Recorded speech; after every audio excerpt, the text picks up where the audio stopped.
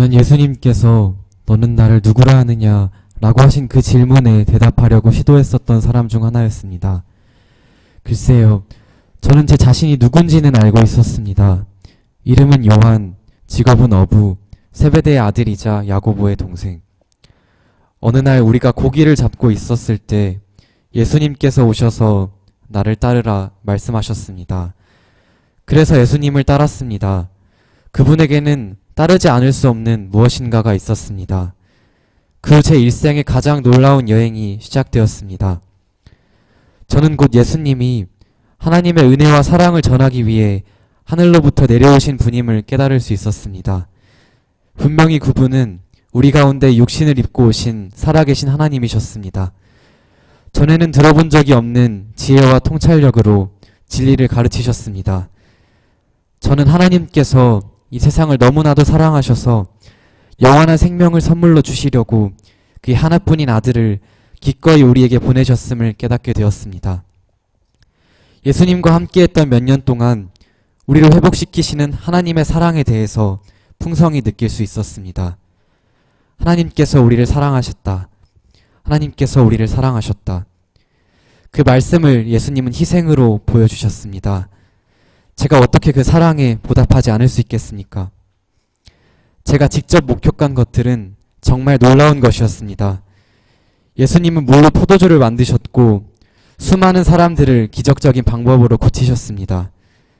몇 조각의 빵과 몇 마리의 생선으로 수천 명을 먹이셨고 눈먼 자를 눈뜨게 하셨으며 죽은 자를 다시 살리셨습니다. 물 위를 걸었고 풍랑을 잠잠케도 하셨습니다. 예수님은 이 모든 일들을 통하여 하나님의 사랑을 우리에게 나누어 주신 것입니다.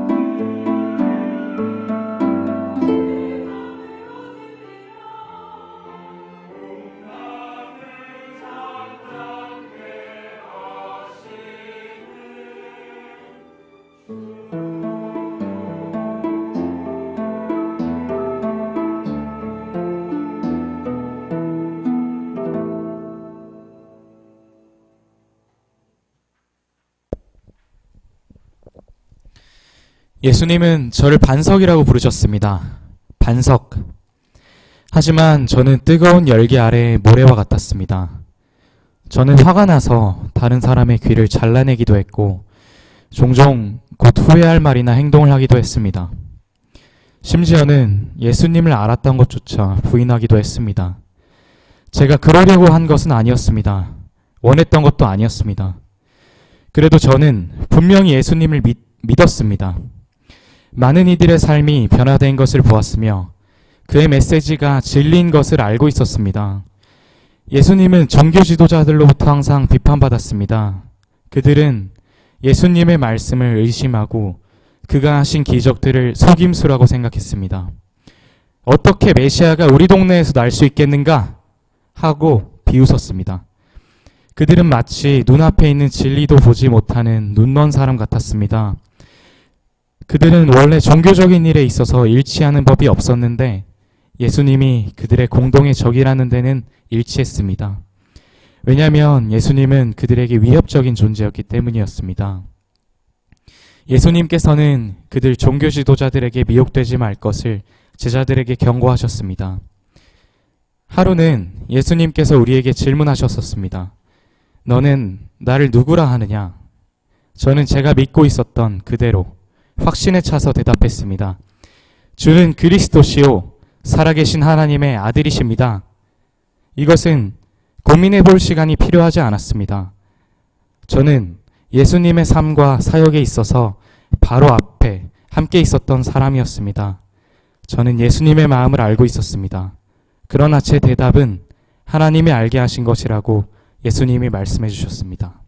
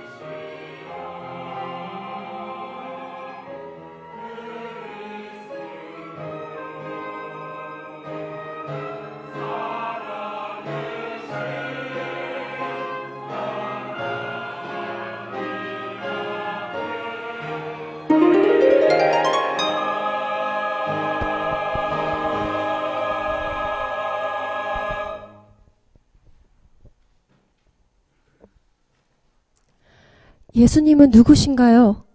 글쎄요, 저는 잘 알고 있다고 생각했습니다. 예수님은 종종 예루살렘 외곽 베다니에 있는 저희 집에 방문하셔서 같이 식사하시고 쉬시고 또 대화하셨습니다. 하지만 예수님의 이번 방문은 뭔가 달랐습니다. 우리들은 우리의 오라버니 나사로의 죽음을 애도하고 있었는데 예수님은 4일 만에 도착하셨습니다. 저희 언니인 마르다가 밖에 나가서 예수님께 인사하고 나서 제게로 왔습니다. 마리아야, 예수님이 널 보기 원하셔. 저는 일어나서 예수님을 보기 위해 바삐 나갔습니다. 나사로는 어디 있느냐? 예수님께서 물으셨습니다. 우리들은 예수님을 무덤으로 안내했습니다. 우리들의 바람과는 달리 예수님은 돌을 옮겨 놓으라고 하셨습니다. 나사로야, 나오너라. 바로 이 순간이 제 존재의 근본이 뒤흔들린 순간이었습니다. 제 오라버니, 바로 죽은 제 오라버니가 살아서 무덤 밖으로 걸어 나왔던 것입니다. 여러분들도 예상하듯이 이 소문은 순식간에 퍼졌습니다.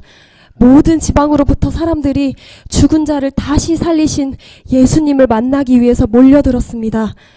오래 지나지 않아 예수님께서 베다니에 있는 저희 집으로 돌아오셨습니다. 그때는 모든 사람들이 큰 축제에 참여하기 위해서 예루살렘으로 몰려드는 6월절 직전이었습니다.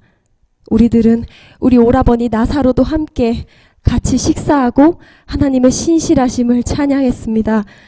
며칠 후에 예루살렘으로 들어가시는 예수님을 만나게 되었습니다. 믿기 힘들 정도로 많은 군중들이 흥분해 있었습니다.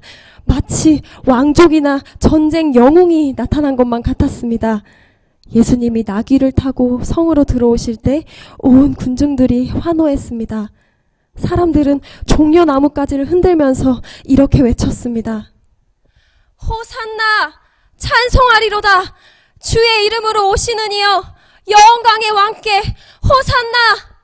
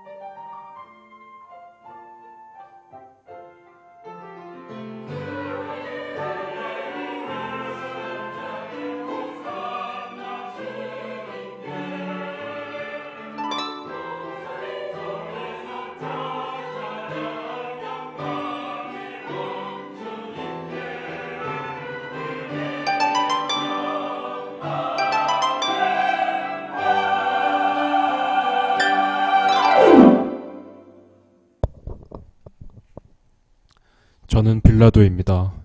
유대를 다스리는 로마의 총독으로서 예루살렘이 바로 저의 관할이었습니다. 저는 예수에 대해서는 많이 알지 못했지만 들리는 소문은 매우 격하고 소란스러웠습니다.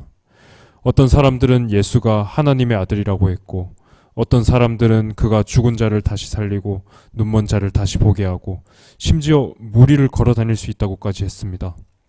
동시에 어떤 사람들은 예수가 정치적으로 내 관할 지역뿐 아니라 로마에까지 위협이 될 인물이라고 말했습니다. 이러한 생각을 지닌 유대 종교 지도자들이 예수를 체포하여 저에게서 그를 죽일 수 있는 허가를 받고자 했습니다. 그가 제 앞에 서게 되었을 때 별로 다른 이상한 점을 찾지 못했습니다. 그는 제 질문에 거의 대답하지 않았습니다. 비록 제가 예수에 대해서 잘 알지 못했지만 그를 십자가라는 극형에 처할 만한 아무런 진술이나 행동, 태도를 찾아낼 수 없었습니다. 그에게서 아무런 죄를 찾아볼 수 없도다. 제가 예수를 고소한 사람들에게 말했습니다. 3번이나 그를 풀어주려고 했습니다. 하지만 그를 고소한 사람들은 인정사정 없었습니다. 저는 선택의 여지가 없이 예수를 그들의 방식대로 처리하라고 넘겨줬습니다. 하지만 저는 그들에게 확실하게 하기 위해서 물을 가져다가 그들 앞에서 손을 씻었습니다. 저는 그 사람의 피에 대해서는 무죄함을 보였습니다. 아직도 예수가 어떤 사람이었는지 모릅니다. 하지만 마치 도살장에 끌려가는 무고한 양처럼 순순히 끌려가는 그 모습. 이 모든 상황 가운데 뭔가 저를 괴롭히는 것이 있었습니다. 어떤 무거운 짐이 그와 저에게 지어져 있는 것 같은 느낌이 들었습니다. 그는 마치 온 세상의 무게를 그의 어깨에 홀로 지고 가는 것처럼 보였습니다.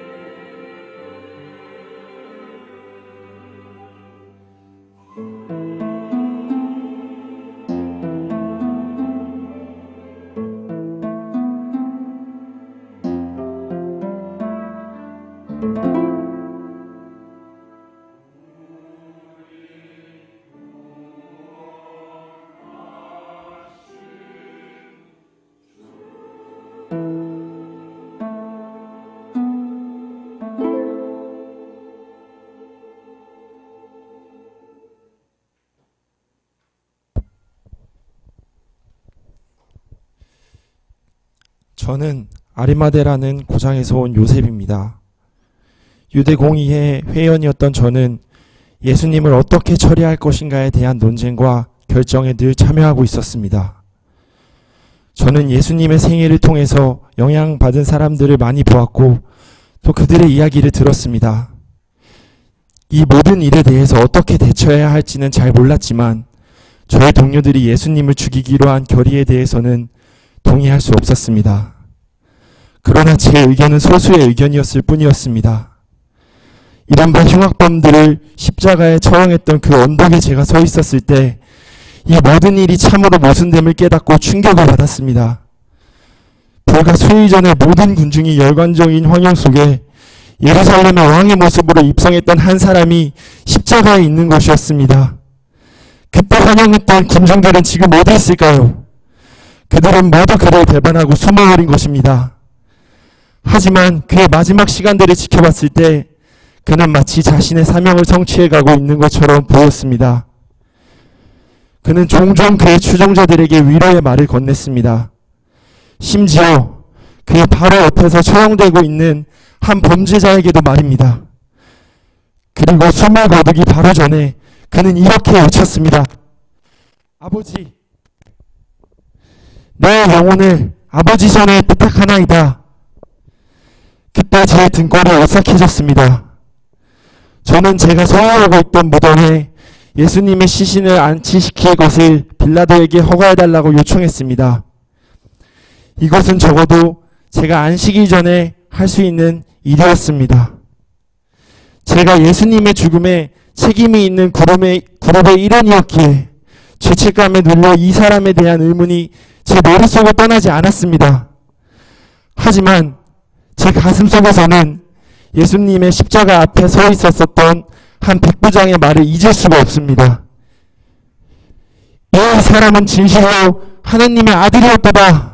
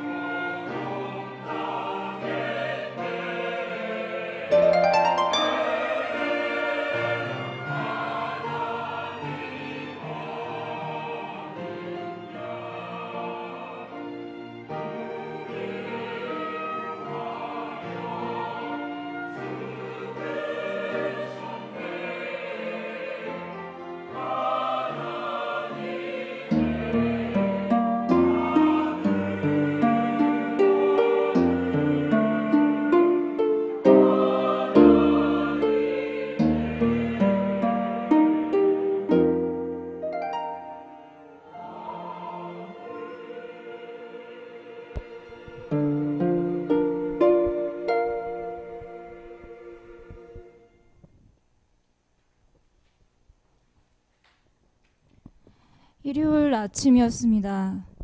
제가 십자가 곁에 서서 예수님이 돌아가시는 것을 본 지 며칠 전인데 몇 주는 지난 것처럼 길게 느껴졌습니다.